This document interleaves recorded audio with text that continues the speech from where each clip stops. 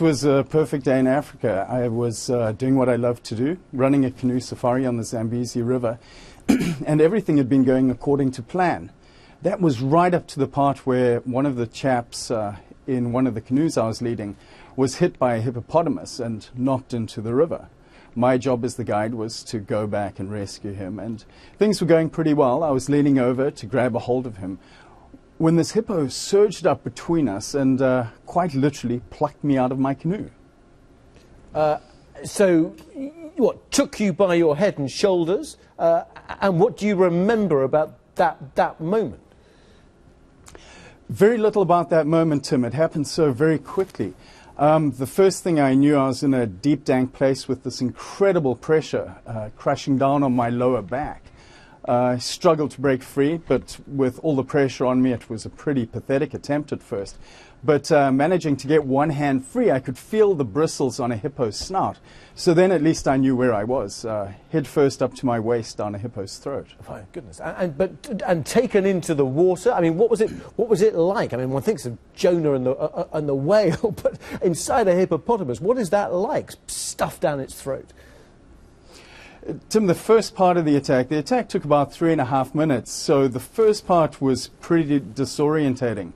But I got to spend about 3.5 minutes there. Fortunately, my body slowed down. I guess adrenaline kicked in. And as the hippo threw me about and splashed around, when I was on the surface, I would take a deep breath and suck in air, and then I got to smell hippo's breath. Rotten eggs, Tim, rotten eggs. When we were underwater, I would hold my breath. All the while, I would try to hold on to the tusks that bore through me, just so my flesh didn't tear so much as he shook me all about. You lost an arm, though, didn't you? Did that come off immediately? I mean, did the hippo take that? It was crushed to a pulp. So I was pretty fortunate. When I got to the nearest hospital, about 8 hours away, they thought they were taking off both arms and one of my legs, so I was pretty lucky just to lose one arm. The guy who went in, though, or whoever went in, I mean, what happened to them? Unfortunately, he didn't fare so well. He drowned.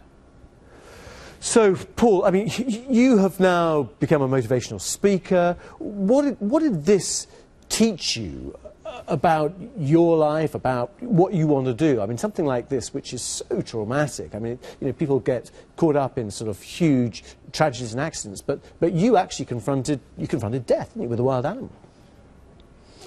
I did, and I was extremely fortunate insofar as the surgeon who put me back together again, not only did he give me my body, but one day when I was being a bit of a pain in the neck as a patient, he stood by my bed, looked me square in the eyes and said, "Paul, remember this, you're the sum of your choices. You're exactly who, what, and where you choose to be in life." At the time, I wasn't that impressed, but his message of accountability and living out of our choices seemed to resonate.